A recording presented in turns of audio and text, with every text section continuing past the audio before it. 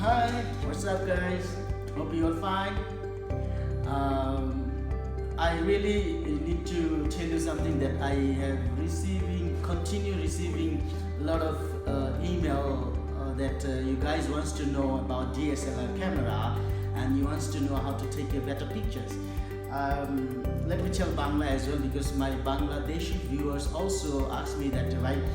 Please আমাদেরকে DSLR সম্পর্কে কিছু টিউটোরিয়াল ভিডিও ইউটিউবে আপলোড করেন। সো আজকে আপনাদের জন্য আমি দেখাচ্ছি যে ডিএসএলআর ক্যামেরা দিয়ে কীভাবে বেটার পিকচার ক্যাপচার করা যায়। So have a look. Thank you. Alright, first of all you have to decide how you capture the pictures, whether it's automatic mode or manual mode. So if I prefer to take pictures manual mode, then I can choose myself what I want. বলে রাখছি যে প্রথমে আপনি decide করবেন আপনি কি অটোমেটিকভাবে ছবিটা capture করতে চাচ্ছেন নাকি আপনি ম্যানুয়ালি চাচ্ছেন না। তো আমার কাছে মনে হয় যে ম্যানুয়ালি ছবিটা যদি আপনি ক্যাপচার করেন তাহলে ছবিটার কোয়ালিটিটা মনের মতো হয়। সো যদি আপনি ম্যানুয়ালি করতে চান তাহলে আপনি এখানে দেখতে পাচ্ছেন auto function, manual function. So definitely আপনাকে ম্যানুয়াল ফাংশানে সিলেক্ট করতে হবে। ম্যানুয়াল ফাংশন সিলেক্ট করার পর আপনাকে এই স্ক্রিনটা দেবে। স্ক্রিনটা দেওয়ার পর আপনার প্রথমে মনে রাখবেন যে আপনার কি বলে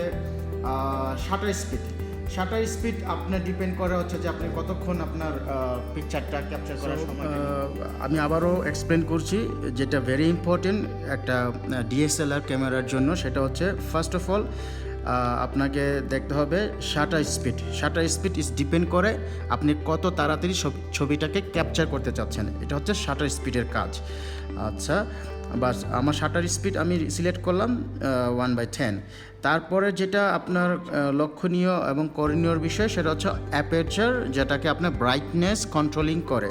আপনার অ্যাপারচার আপনার যত লেস হবে আপনার ছবির ব্রাইটনেস তত সুন্দর এবং বেশি হবে। আপনার অ্যাপারচার যত বেশি হবে তত ডার্কার হবে। সো আমি প্রিফার করি অ্যাপারচার মিডিয়াম বা লেস রাখার জন্য।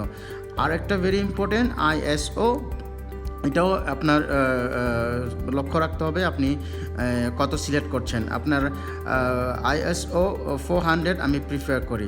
আইএসও 400 প্রিফার করি। এটা যে স্পিড আপনার বলে যে sensitivity, relative of subject, brightness, emittent, আপনার লাইটিং, আপনার সাবজেক্টটা আপনার কতটুকু ব্রাইট হবে সেটা ডিপেন্ড করে আইএসও এর ওপর। সো যে তিনটা জিনিস, এটা হচ্ছে shutter speed, aperture, ISO. So play around, আপনি এটা নিয়ে একটু রিচার্জ করেন। আপনি কিভাবে আপনি ছবি উঠায় দেখেন কোন ছবিটা আপনার কাছে প্রিফারেবল মনে হচ্ছে। যেমন আমি যদি লাইভ ভিউতে না গিয়ে ম্যানুয়ালি এভাবে ছবিটা উঠাই, আপনি দেখতে পাচ্ছেন কীরকম হয়।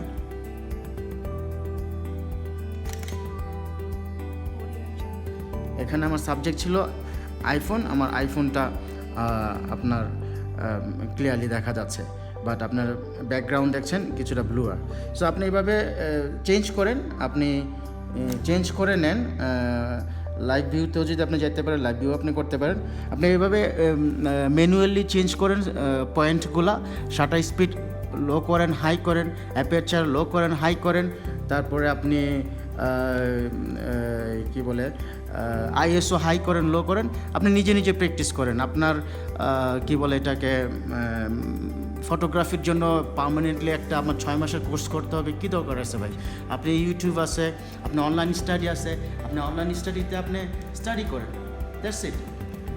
So thank you so much my dear viewers to watch my video. Please subscribe my video and like my video.